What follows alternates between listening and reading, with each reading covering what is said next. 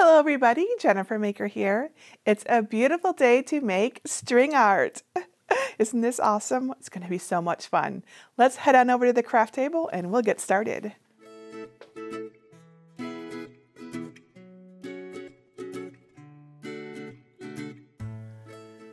So string art is another one of those projects that brings back fond childhood memories.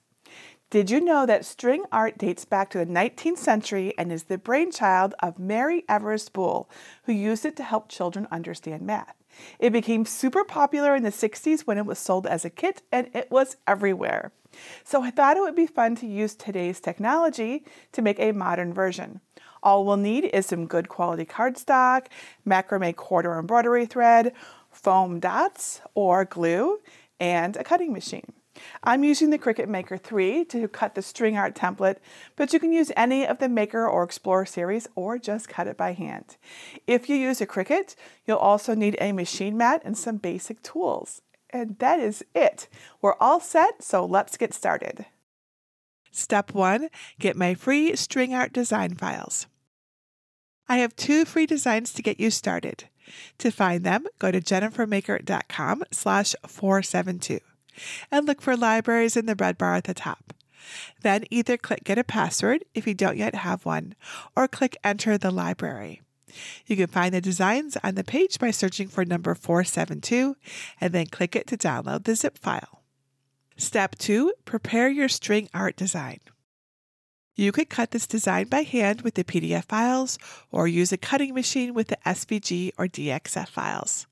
To see exactly how I prepare the file on my cutting machine, see my video at jennifermaker.com/472. Step 3, assemble the layers. We'll start with the heart. Stack the circles on top of each other. Confirm that the small holes line up. Place one of the layers front down and apply small adhesive foam dots to it. Now take the matching layer and press them together, making sure all the holes stay aligned.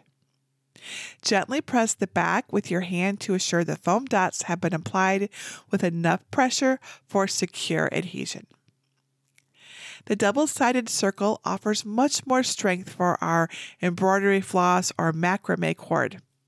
You can use craft glue for this, but I find that the adhesive dots make the cardstock more rigid, which we want.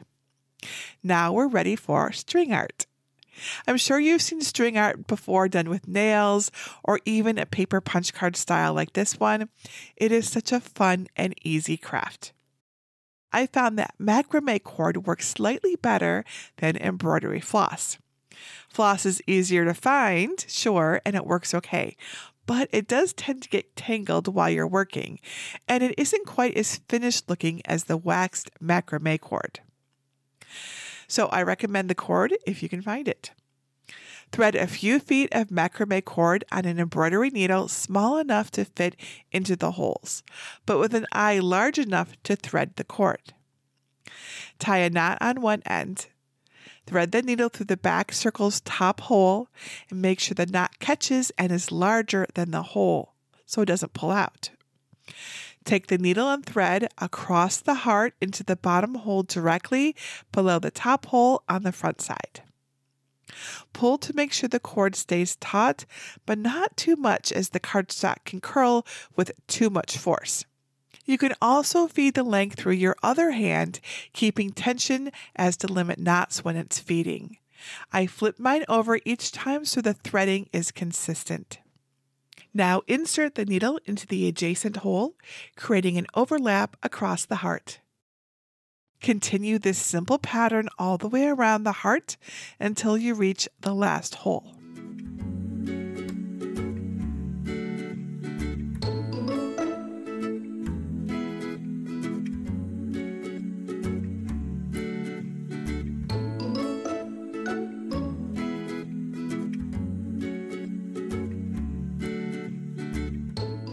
As I mentioned, the heart design should be able to be completed with a few feet of cord.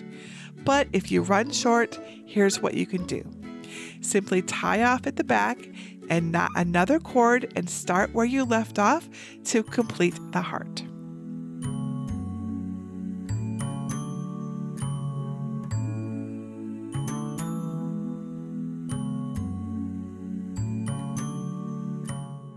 When you reach the end, tie off at the back and you're done. If you started with the top and bottom holes, you should have equal matching holes and there should be no empty holes. If you don't have that, that means you started in the wrong place. You could also start diagonally, but symmetry is needed to finish with no empty holes.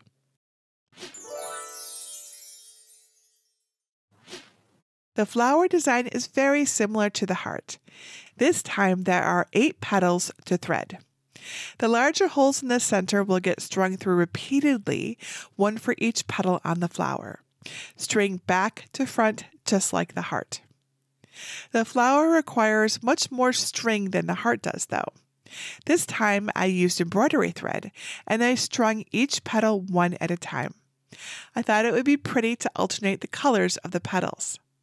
You can string 2 petals at a time, but any more adds too much length and the project becomes cumbersome. I did a little testing and found that 4.5 feet of string per petal was ideal. This gave me enough to tie a nice sized knot that wouldn't pull through the first hole, and I could easily finish the petal and tie off when I was done. So I needed around 35 feet of string for my flower.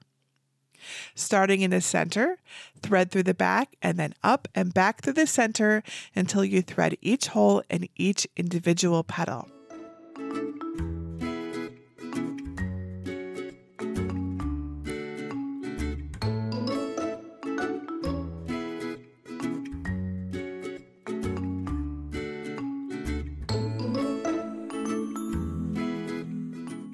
I used a tiny bit of Scotch tape to tape down the tie-offs on the back.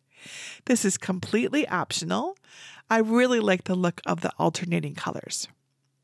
Think of all the pretty color combinations that you could make with this. If you cut the optional stand, fold each piece along the score line. Then add foam dots to one and press them together like we did with the round designs.